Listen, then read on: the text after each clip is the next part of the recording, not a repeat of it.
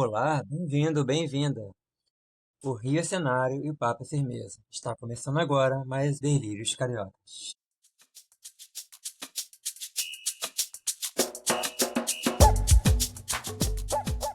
Hoje, o programa, como vocês podem ter percebido, a gente foi apresentando cada um de nós. Começamos por mim, depois a Fernanda Seres, depois apresentamos Vera e agora Bia Almeida. Hoje, o livro que entraremos em que o livro que falaremos hoje é Clique, A Captura do Amor. Vamos apresentar um pouquinho o livro. Bia, você quer falar um pouquinho do livro antes da gente ler a sinopse dela? Não, pode ler. Aí depois a gente conversa sobre ele. Raíssa é uma jovem de 22 anos que vive na favela da Pedra, uma comunidade situada na zona sul da cidade, perto da praia. A proximidade com as áreas mais ricas do bairro expande diariamente o cruel contraste entre as duas realidades. Dona de uma barraca na praia, ela atravessa todos os dias ruas limpas, cheias de prédios luxuosos e hotéis elegantes, refletindo sobre as diferenças sociais que marcam a sua vida e a de quem vive confortavelmente. Enquanto alguns desfrutam da vida, ela e muitos outros apenas sobrevivem. Trabalhadora e sempre de bom humor, Raíssa tem uma ótima relação com sua mãe e padrasto. Com muito esforço, construiu a sua própria casa em uma da de sua mãe, onde vive sozinha. Certo dia, na praia, ela recebe uma proposta inesperada. Dante, famoso fotógrafo, convida-a para participar de um projeto de moda. Desconfiada no início, Raíssa acaba aceitando o convite. Eu considerei o resto da sinopse um pouco de spoiler. Então eu vou querer que os leitores e ouvintes é, vão até o site da Amazon para poder verificar e ver esse resto da história. Isso mesmo. Vão lá na Amazon, baixa o seu. Rafael deu aquela estigadinha, né? É, Aquela, ó, você quer saber mais? tocada. Vai lá conhecer. Vai lá, corre lá. Tá igual quando a gente tá falando, vai lá, gente, vê a Isso aí. Lola. É verdade. Então, eu queria falar um pouco desses personagens com você, Bia. Queria que você me apresentasse, você como autora. Apresenta pra gente a Raíssa. Imagina que ela tá aqui, ela chegou como uma amiga nossa e você está apresentando ela pra gente. Manda aí. Primeiramente eu vou falar assim sobre essa história. Ela, como a maioria, né, das que eu escrevo, tem elementos do meu cotidiano, vivências, experiências. É de onde vem a minha inspiração. Não sou aquela autora que planeja o tema ou a que vai escrever, sabe? Que tem aquele roteiro tudo certinho, vou escrever sobre isso, sobre aquilo, sobre isso. Na verdade, a única vez que eu fiz isso foi agora no livro que estou escrevendo, no qual escolhi um ponto específico para abordar. Mas, no geral, me sento, ligo o notebook e deixo a imaginação fluir. Só depois. Aí eu escrevo. Aí só depois, quando eu vou ler, eu vejo o caminho que estou seguindo. E também, em relação de onde vem a minha inspiração, eu não posso esquecer que sempre há algo do meu marido nas minhas histórias. Porque ele fala cada coisa às vezes, aí eu pego aquilo que ele falou para poder usar nas histórias, né? Nesse livro, por exemplo, e tem o Estica, né, na história, que é um dos cânceres, né, da nossa cidade. E é como eles chamam os flanelinhas, né, que a gente chega, estaciona, aí vem logo um rapaz, aí ele chama de Estica. Quando ele vê o flanelinha, ele, lá vem o Estica. E eu sei isso. Porque uma pessoa, no livro eu até falo a respeito disso, que uma pessoa, ela veste um colete e ela se julga dona de uma parte da rua. E ela cobra por isso. E a gente se sente intimidado porque pensa que eles vão fazer alguma coisa contra o nosso patrimônio e acaba sendo cúmplice de algo que não é legal. No livro, o personagem, o Dante, ele até fala que se fosse pela prefeitura, algo organizado, que é um valor justo, tudo bem, mas não, esses caras eles cobram o valor que eles querem. Dependendo do lugar que você estaciona, é um valor. não defendendo os Estados Unidos, né? Mas, por exemplo, lá a gente vê, por exemplo, até em filmes, aquela questão do parquímetro, que é um negocinho, você vai lá, dá uma moeda e Verdade. estaciona. Você está pagando para que. Dá uma cobrança automática, né? Sim, sim. Gente, Justamente. uma vez eu fui pro. Assim, a gente ia muito, né? Que hoje em dia não tem como mais ir por recreio. Andar lá à tarde, a gente gostava muito. Antigamente eu ia muito, era por Entendi. M, mas devido à violência a gente vai mudando os trajetos. Aí o que aconteceu foi a primeira vez que veio uma moça de colete da prefeitura e tal. Sabe quanto foi o valor? R$ 2. Nossa. R$ 2. Aí bota o tiquezinho da prefeitura lá no vidro. Foi a primeira vez. Porque na maioria, dependendo do lugar, 10, 20, dependendo de onde você vai. Então, o Carlos ele entra muito nas minhas histórias com essas coisas que eu não sei de onde que ele tira. E outras também. E também tem outra parte também que eu coloquei nele, uma reflexão da Raíssa sobre a desigualdade entre as pessoas que residem em comunidade e aquelas que vivem em bairros nobres. Uma vez, ele chegou em casa expressando esse sentimento. Ele é marceneiro e faz alguns serviços em lugares nobres da cidade. Nesse dia em especial, ele havia feito trabalho na casa de um cliente que ele tem, que mora em uma cobertura de frente para a praia. E ele chegou em casa falando isso, que ele chega naquela cobertura, olha a praia, a vida daquelas pessoas, a sala, né, do cliente maior do que a nossa casa inteira. E ele refletia sobre isso. E esse sentimento que dele eu acabei colocando como um dos sentimentos da Raíssa. Mas agora você imagine, a Raíssa é uma menina que mora numa comunidade, como vocês sabem, para quem não conhece o Rio de Janeiro, tem algumas comunidades aqui no Rio de Janeiro que são próximas à praia. Tem comunidade até que da janela a pessoa vê o mar. Tipo o Vidigal, né, Bia? Assim. Tipo o Vidigal, tem a Ladeira dos Tabajaras, Uhum. tem Rocinha, que é próximo à praia, tem Cantagalo, que é próximo à praia, enfim. Agora você imagine, aí eu me coloquei nesse lugar, falei, imagine o sentimento dessas pessoas que descem a comunidade, atravessam a rua e passam por prédios, hotéis luxuosos, casas, a rua limpa, porque ela até fala a respeito disso, né? Sim. Na própria A, sinopse. o serviço de limpeza, né?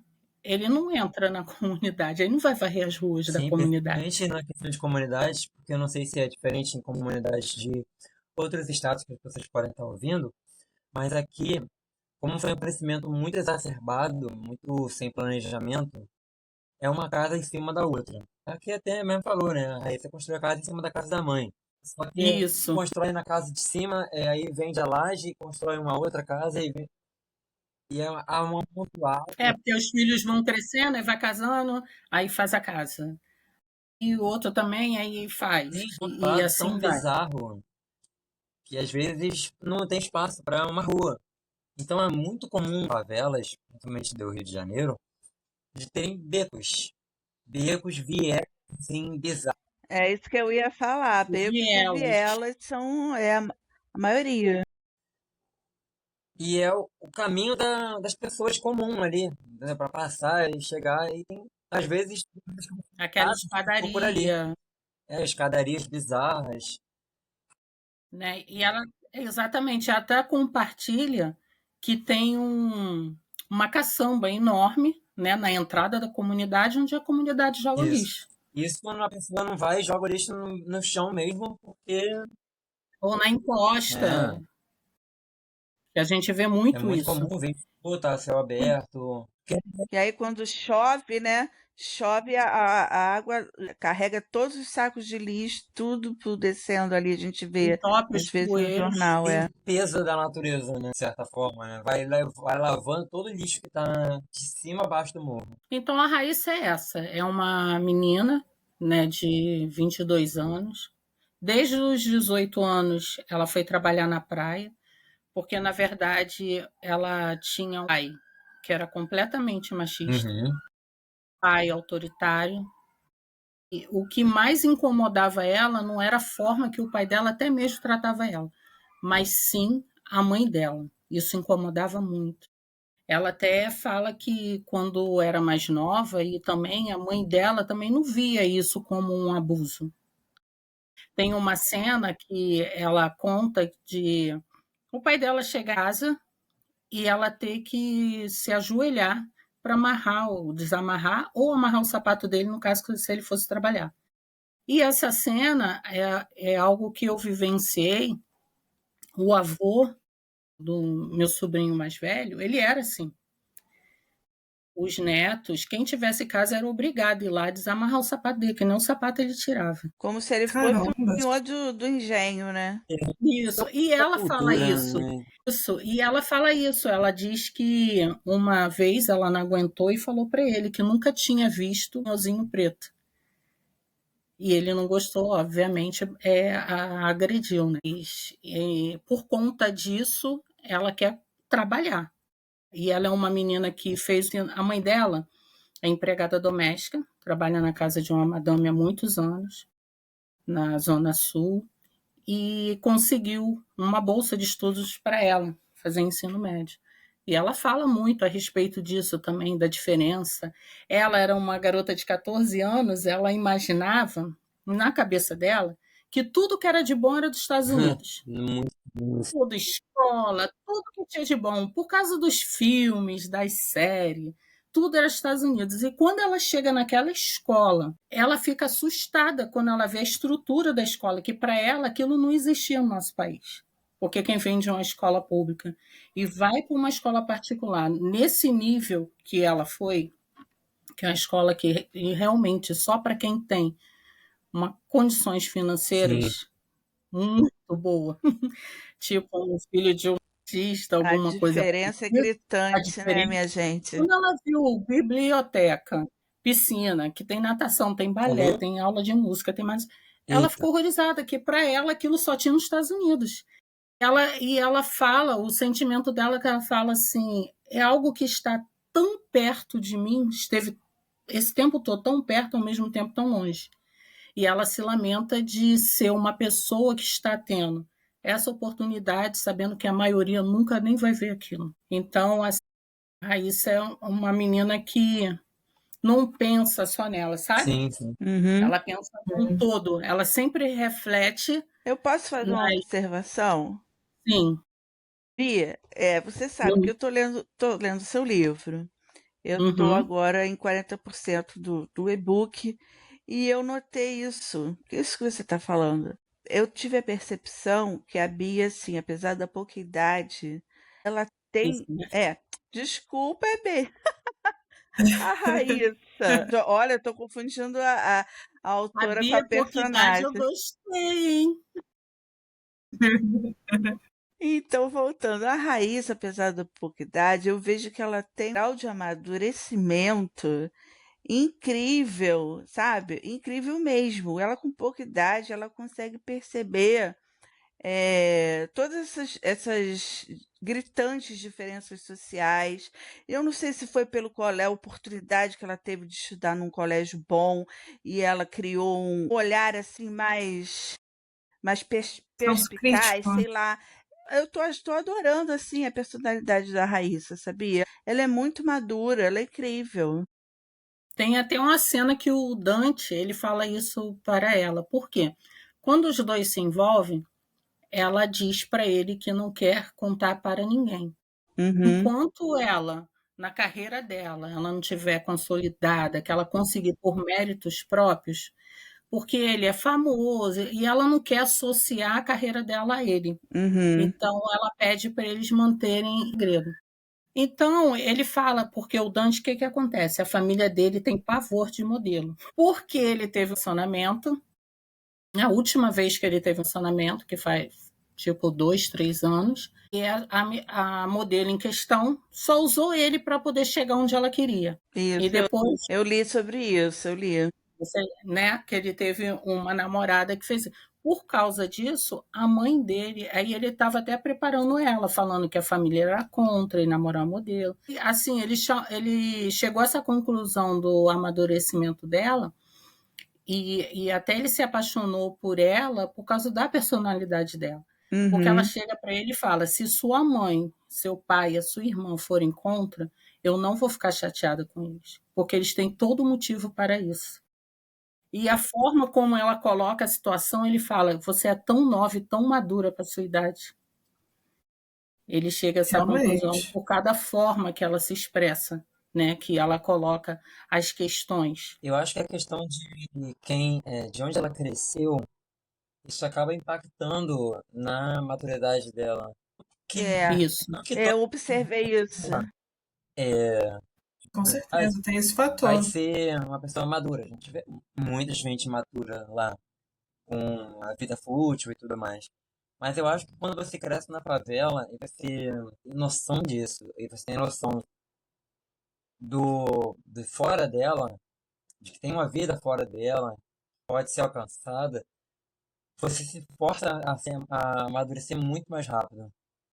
Uma pessoa que está É na vida verdade. fácil, ela não tem por que amadurecer tão rapidamente, entendeu? Uhum. A vida dela já está E ela, caminhada. Ela já está numa boa escola, ela já vai fazer uma boa faculdade.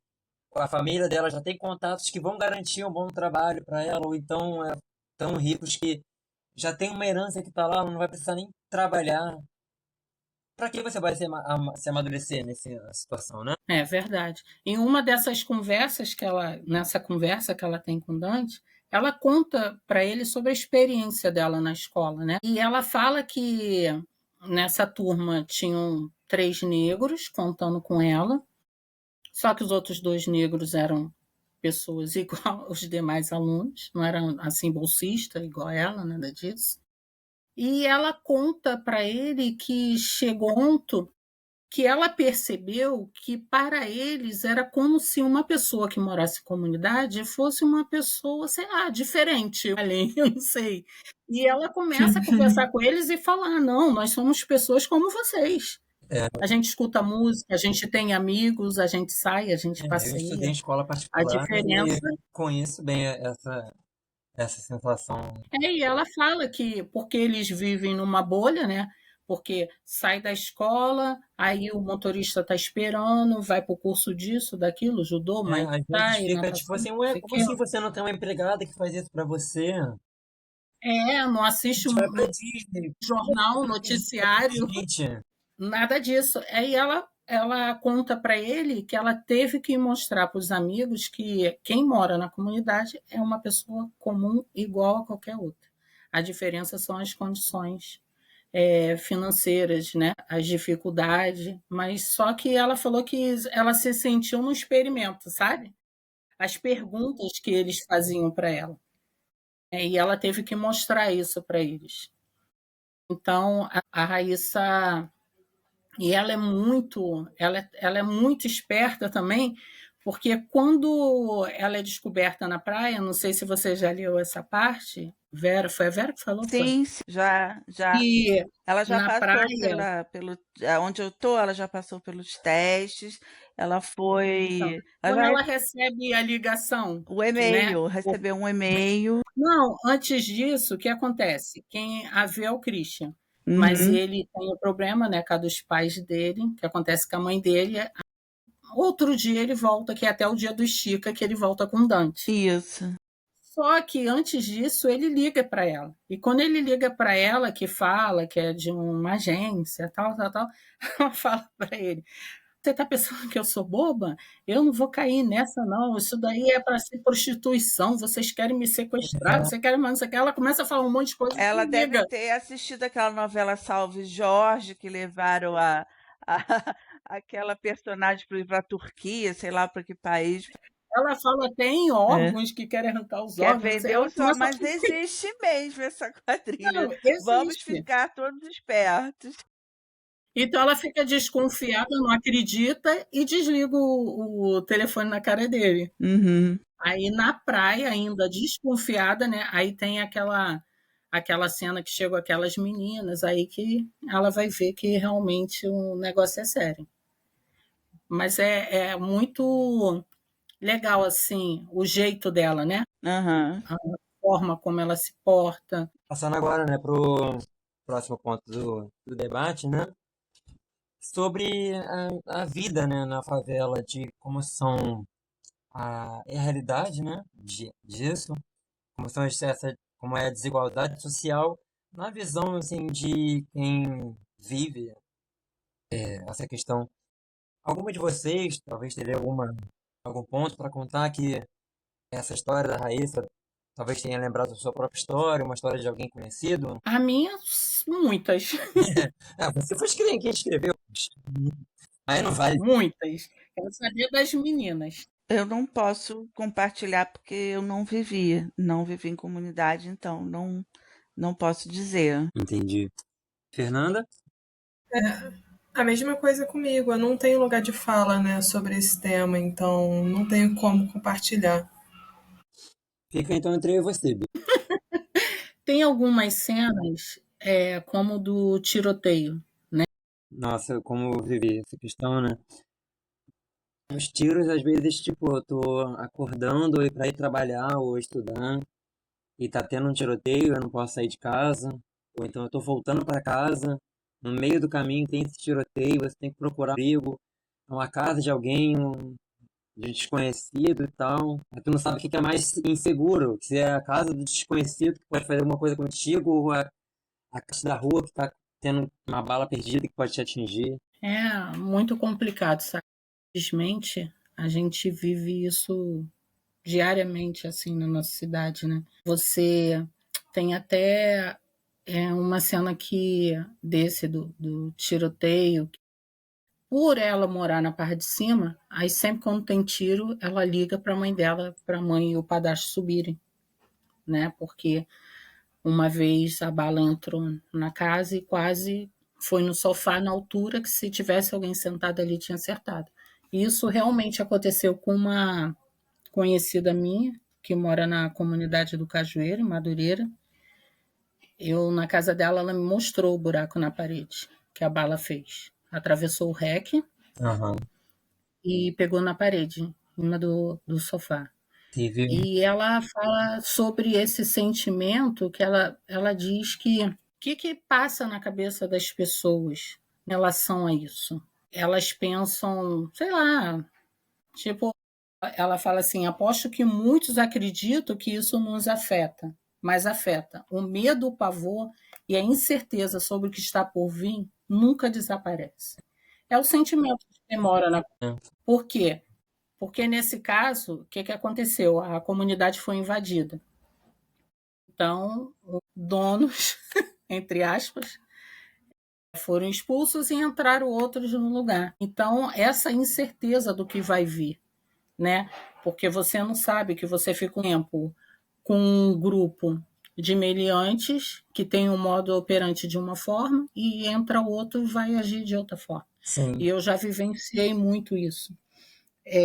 Aonde eu moro, por muitos anos, muitos anos. Nunca tivemos problemas em relação a isso, a tiroteio, rivais, nada disso. De repente, há mais ou menos, sei lá, 2, 3 anos, entrou um grupo desses, que comanda várias comunidades na cidade, e de repente você vê a sua vida mudada. Não pode ir na rua a todo momento, tem o lugar que você mora passa a ser considerado área de risco, porque tem tiro um dia sim, outro também. Não tem essa coisa de ser de noite, pode ser de manhã, de tarde, qualquer horário. Você chega num momento que as pessoas são abordadas, você é obrigado a mostrar o seu aparelho de celular para ser revistado, para ver se tem mensagens, alguma coisa que desagradam a eles. Você tem os seus serviços suspensos. Você tem, por exemplo, há muitos anos eu sempre tive a mesma internet, né? E de repente escangalhou, deu problema, né? Entrar em contato para pedir para poder vir o técnico e não pode vir mais. Aí você é obrigada, aí você não pode mais ter aquele serviço, você é obrigada a ter o serviço que eles querem, que eles dominam, que tem algum acordo com eles, você é obrigada a ter esse serviço. Dentre outras coisas, assim, eu não moro assim lá dentro, não existe mais isso. As proximidades acabaram. Quer lugar, quer rua, as casas que valiam, sei lá, 700, 800, 1 milhão, hoje em dia, se conseguir vender por 250, 300, tá no lucro. Tá muito. Os apartamentos dentro da comunidade chegaram ao valor de 30 mil, Nossa, porque quem quer ficar? E as pessoas se exatamente. mudando. E como ela diz, né, tem uma cena que ela fala que as pessoas não se mudam, não é porque elas não querem. As pessoas não vão para outro lugar porque muita gente acha, não vai porque não quer. Não é porque as pessoas não têm condições de sair. Como é que você vai sair, como a gente fala, né? Você vai para o asfalto, ou até mesmo quem mora no asfalto, Na nas pista, né, que a proximidades gente dessa chama. comunidade, como é que você vai sair e vai pagar um aluguel que muitas vezes ultrapassa o valor de um salário mínimo? Fora isso, tem água, luz, gás. Justamente, eu queria entrar nesse ponto, né? Que às vezes a pessoa consegue. Ela conseguiria pagar um aluguel fora da favela, conseguiria financiar uma casa fora da favela, mas a questão de toda a vida, a vivência dela, ela teve, por exemplo, eu cresci na favela por 28 anos na minha vida. Pum. A gente tinha uma TV barata por R$ 10. A gente tinha uma internet deles barata por R$ 50. Era tudo uma merda, mas a gente tinha.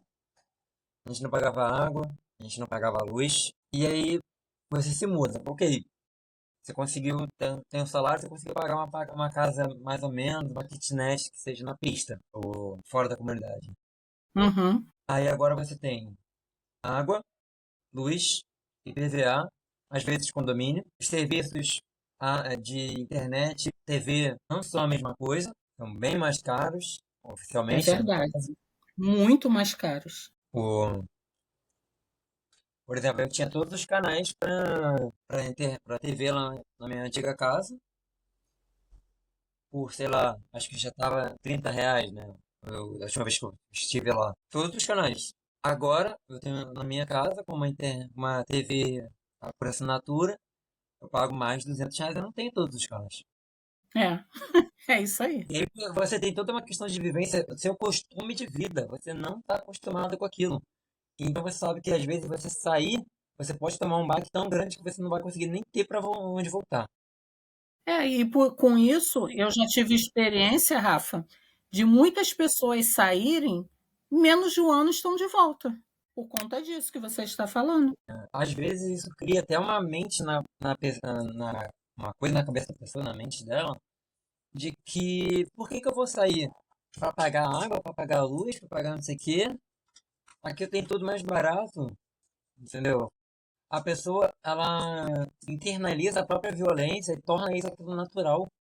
Isso é muito estranho. Em relação a isso, até uma cena que, quando está essa nova facção, né, na comunidade, que ela desce porque ela sai muito cedo para trabalhar, né, porque na praia, 7 horas, já está com a barraca lá, Sim, montando a barraca. Aí ela conta, né, ela descendo, que não tem barulho de criança indo para a escola, porque no dia seguinte, quem é a mãe que vai levar, né? A madrugada inteira intensa de tiro, os pais não levam os filhos. Então ela relata sobre isso, sobre o que ela vê, as pessoas, rastros de sangue, etc. E um dos caras mexe com ela quando ela vai descendo a escadaria.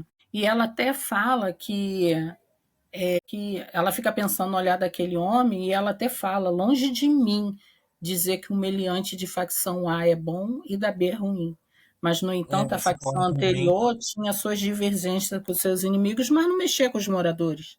E a atual já mexe com os moradores, né, diretamente. Que indiretamente todos eles acabam A vida do morador acaba se entrelaçando com a deles, mas diretamente os outros não faziam isso. Até Que é um você está pensamento defendendo horrível. necessariamente diante, alguma coisa assim que tava fazendo ruim para sua vida. E que agora, porque tem algum ponto que está te incomodando, que é diferente, você está defendendo aquele estado anterior. Eu queria fazer uma pergunta para Bia. Fala, lindona.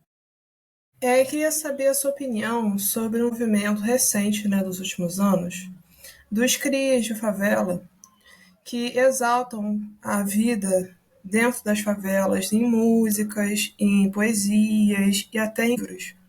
Como você vê esse movimento? Como é que você vê essa percepção de algumas pessoas? Cara, sinceramente, isso é uma minoria, né?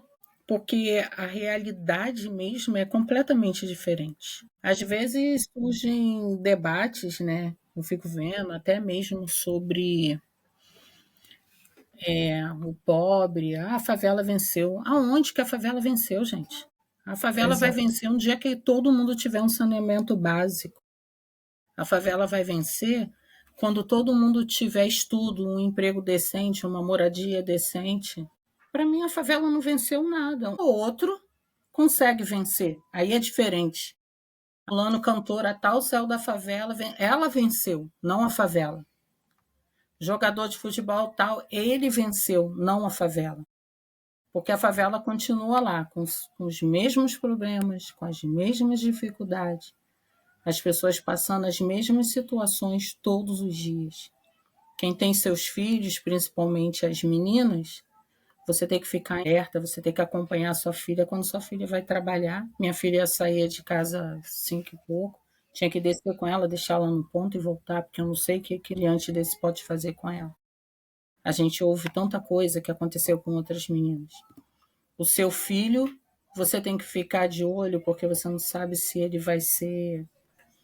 Vão pegar ele, pedir ele para fazer alguma coisa, e o medo faz que você acaba fazendo. Então, eu não acho que a favela venceu. Eu acho legal, sabe, as iniciativas culturais dentro da comunidade. É muito bom. Sim. Só que você está lá, por exemplo, você está num espaço, uma ONG, alguma coisa que tem trabalho, as crianças, de repente, têm que se jogar todo mundo no chão. Não podem retornar para casa porque os pais não podem ir buscar. Como é que os pais vão buscar em meio a um tiroteio? Você está lá fazendo capoeira, seja o que for que tenha, e como é que você fica naquela preocupação? Quantas vezes você não vê no jornal as crianças tudo com uniforme bonitinho deitado no chão? A minha igreja faz trabalho numa comunidade aqui na Penha do Caracol, eles alugaram uma casa, dão aulas, né, reforço escolar, a gente patrocina passeios para eles, para conhecer o Rio de Janeiro. Cara, eu acho muito válido, muito válido. E se todo mundo pudesse ajudar, seria perfeito. Quanto mais cultura, música, até mesmo para as crianças. Porque você imagine, você é nascido e criado na comunidade, você acorda e vê um menino que não tem nem força direito, um menino de 12 anos, com uma arma maior do que ele, segurando, todos os dias. Gente usando entorpecente em todos os lugares. O que essa criança vai aprender se os pais não puderem ficar ali em cima da criança? Então, quanto mais coisas tiverem, cultura, atividades, esportes, principalmente, para a criança sair daquele foco, melhor. Mas não é só isso. Não é só isso. Às vezes, por exemplo, perto da minha, aqui na área tem eu esqueci em Vigário, acho que é esqueci o nome, que ele é muito famoso, o que é responsável lá. Lá tem tantas atividades, muitas, muitas. A minha filha, quando era mais nova, ela era louca para fazer lá alguma coisa. Mas você acha que eu ia colocar ela lá? Não podia. Como é que eu ia levar ela lá? Como é que eu ia entrar e sair dentro da comunidade que tem tiroteio o dia todo? A polícia, de repente, chega, troca tiro com os meliantes. Então, assim, eu acho muito importante. Quanto mais tiver, melhor. Mas a questão da violência tem que ser revista, né? A impressão que eu tenho, gente, aqui no Rio de Janeiro, que o governador ele está confortável em sua cadeira, sentada assistindo de camarote. É a impressão que eu tenho. A cidade cada dia está pior. A cidade cada dia está pior. A gente está perdendo completamente o nosso direito de ir e vir. Completamente, em qualquer lugar da cidade. É como eu estava falando para vocês, no Recreio dos Bandeirantes. Você não compra, sei lá, um apartamento lá, 3 milhões nessa faixa, mas as pessoas não podem mais descer para andar na orla da praia. Que uma facção X tomou lá e pronto. E é isso. E é isso. É muito Muito triste você complicado, né? pensar nisso. Então, eu queria falar, perguntar para a Bia o que que ela acha, assim, dos escritores que vieram da favela. Tá? Por exemplo, não sei se ela conhece a trajetória do Giovanni Martins. Ele participou de oficinas da FLUP, né, que é Feira Uhum. Literária das Periferias, publicou textos e foi selecionado e tal. E aí a Companhia das Letras, né, meio que o descobriu e ele lançou aquele livro O Sol na Cabeça, que foi um grande sucesso. E acho que tem até, ele vendeu até os direitos para adaptação para cinema. O que que você Ai, meu tem a dizer sonho. assim desses autores? Seria ótimo, né? Ai, o meu Tem sonho, que vem de menina. comunidades, coisa e tal. Ai, eu acho maravilhoso se tivessem. Que tenham muitos e muitos outros que venham de comunidade. Muitos e muitos outros.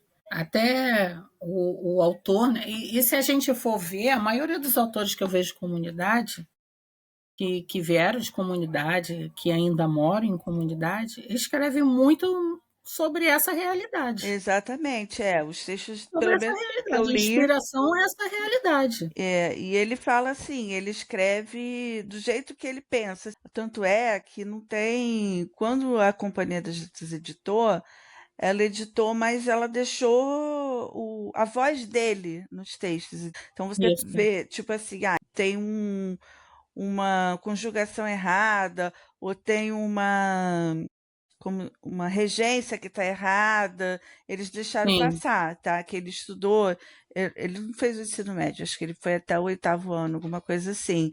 Mas tem palavrão, etc., nas crônicas, e eu acho acho que fez sucesso também por conta disso.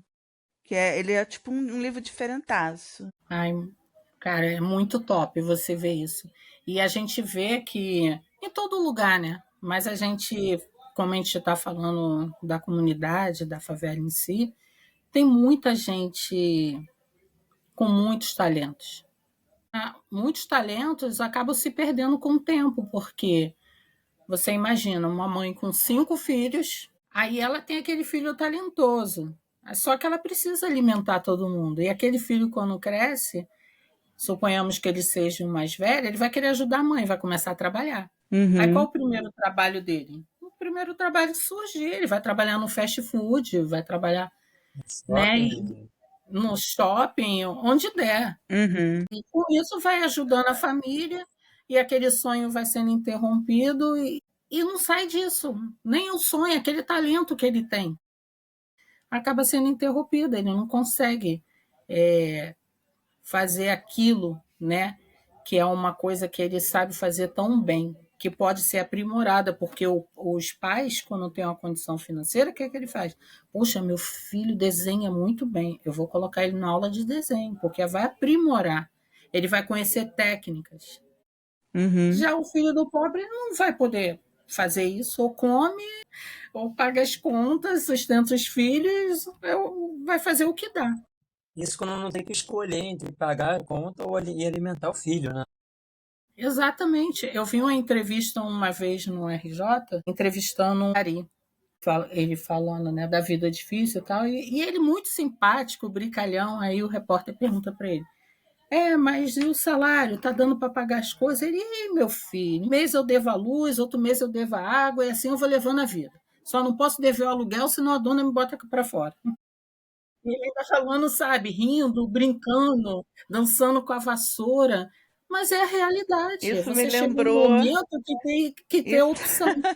Bia, isso, desculpa te cortar, mas isso me lembrou um vídeo que eu vi uma vez no TikTok, que a pessoa pegou os boletos, né, aí foi colando com durex, tirou aquele Ah, tampo do ventilador e foi colando nas hélices. Aí ele rodou. Aí falou: ó, o que parar aqui nessa seta é a conta que eu vou pagar esse mês. O resto vai ficar para depois.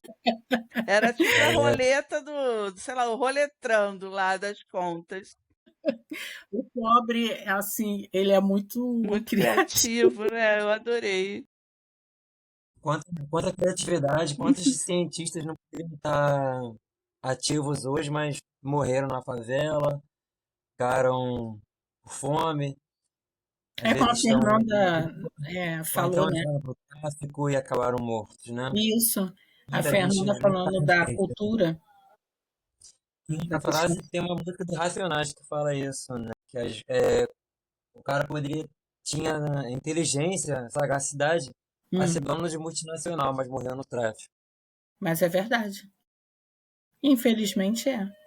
Aí você vê, um menino vê o rapaz com um tênis que ele gostaria de ter, aí ele acaba indo, entre outras questões também. Pessoal, então, com a gente já deu aqui o nosso tempo de hoje, né? A conversa está muito boa, mas a gente tem que manter o time entre os episódios, né? Quem Uhum. dera a gente pudesse estar aqui fazendo uma live por 2 horas, mas Eita, infelizmente a gente não pode, né? Isso Então, aí. eu gostaria de saber de vocês, cada um de vocês, né? Para dar o seu tchau e se você tem algum recado para hoje. Então, pessoal, agradeço aí a presença aí no nosso podcast, agradeço aos ouvintes, espero que vocês chequem a leitura do livro da Bia. E é isso aí, então, forte abraço. Então, pessoal, a gente vai se despedir aqui. Eu já tô com saudade, eu já tô querendo o próximo episódio. A cada encontro a gente encontra, conhece, né, as setas maravilhosas dos nossos escritores. Eu tô adorando todas as histórias que eu tô conhecendo aqui com vocês. Beijos, não deixe de nos acompanhar. Até o próximo. Bye. Então, adeus, pessoal. Vou ficando por aqui, mas eu vou deixar na descrição o link, né, para vocês irem atrás do livro Clique, A Captura do Amor. Ele tá na Amazon, tá com uma boa nota, gente, tá baratinho. Se você tem o Kindle Unlimited, tá de graça. Só ler. Livro curto, uma experiência de vida para vocês. Bia, você encerra hoje. eu só tenho a agradecer, amei o nosso bate-papo. Quero dizer a você, caro ouvinte, que possa ouvir todos os nossos podcasts, tem outros lá que nós com diversos temas. Cumprimentar dizendo que a minha característica, apesar de ser romântica e amar histórias de casais, é dar destaque às mulheres. São a maioria negras, e conduzir a história de uma forma que elas sejam fortes, resilientes e que não se anulem por causa do amor que sente por seus parceiros. Então, se você quer conhecer meus trabalhos, estão todos na Amazon, tem alguns na Buena Novela, e é só acessar lá, que a gente vai deixar a descrição, nossas redes sociais. Acompanhe a Fernanda, acompanhe o Rafa, acompanhe a Vera, que você vai amar as nossas histórias. Muito obrigada e até a próxima semana.